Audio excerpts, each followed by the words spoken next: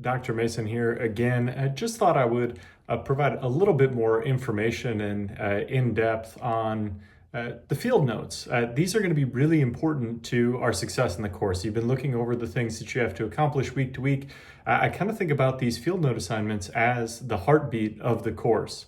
And a little bit to my thinking of how I put these assignments together and maybe why I have you do this way, because it's a little bit of a departure maybe from what you've done in your other courses or maybe assignments you've encountered before.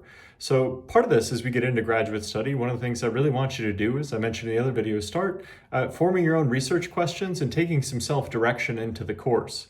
Now, we're all studying Indigenous treaties and American history, but I think we all might approach that in different ways with our different perspectives and experiences and personal interests. And one of the things that I found is that the more autonomy I can give you as graduate students here is the better. I think that you're all in a position in your academic careers where you should start taking some initiative and finding what questions interest you and researching them in your own unique ways.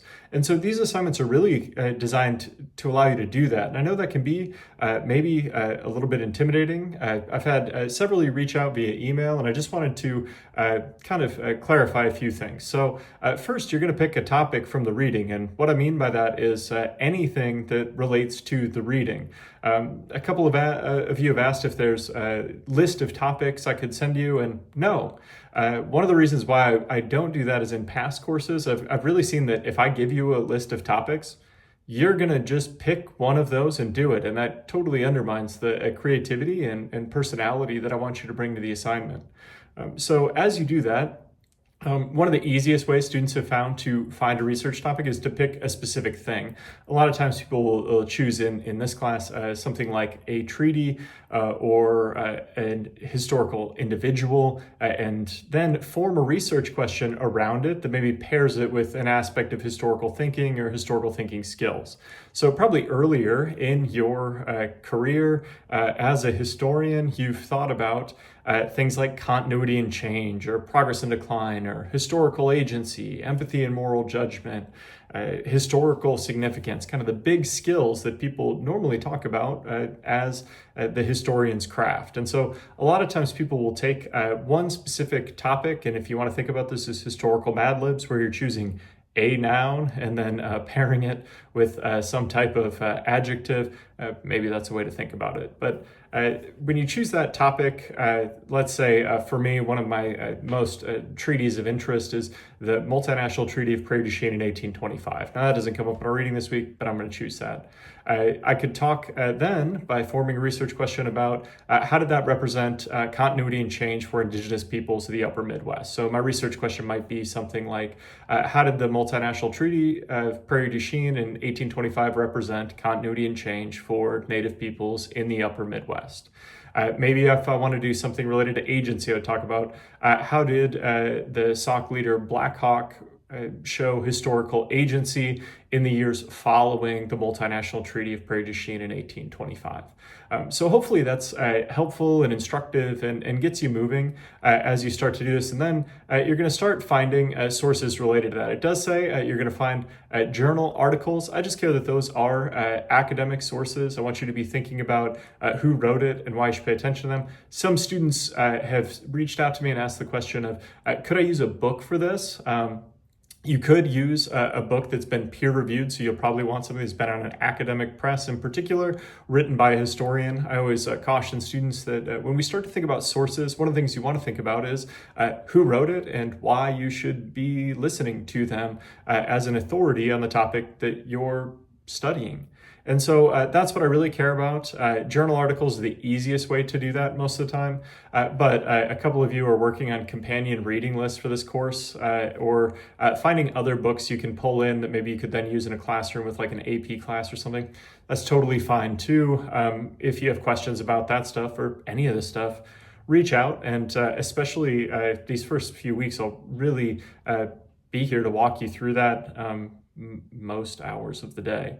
Then you're going to find a couple of primary sources. Again, I want to get you thinking about firsthand accounts in particular. Prioritizing Indigenous sources is one of the things that I think is oftentimes useful with this. But just two primary sources, you're just going to keep developing them and typing directly into that form that you can download off the kind of Blackboard page. And then I'd like you to just type directly into that form, save it, and then re-upload that form as your submission. That's really useful because it helps me when I go to provide you feedback, and I will try to provide you with very extensive feedback pretty quickly after you submit these assignments. Because I think as you're working through it, you'll really get a hang of this after the first week or two. And as we're working through these first two, it's really easy for me to offer you some specifics. A couple of other questions that have come up. You're going to develop different research questions every single week of the course. So don't get too hung up on if I choose the wrong research question this first week and it's really a tough grind. You're going to start a new one next week. And one of the things you're learning is how to create good research questions, which is a skill we can all continuously improve at.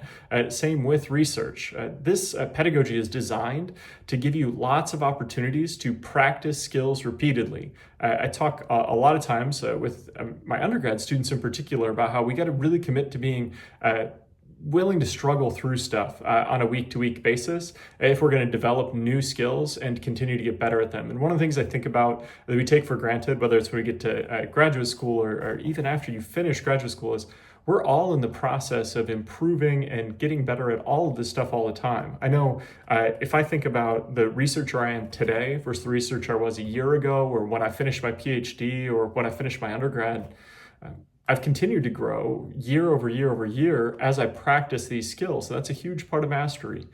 So one of the things I want you to commit to with these assignments is struggling through it.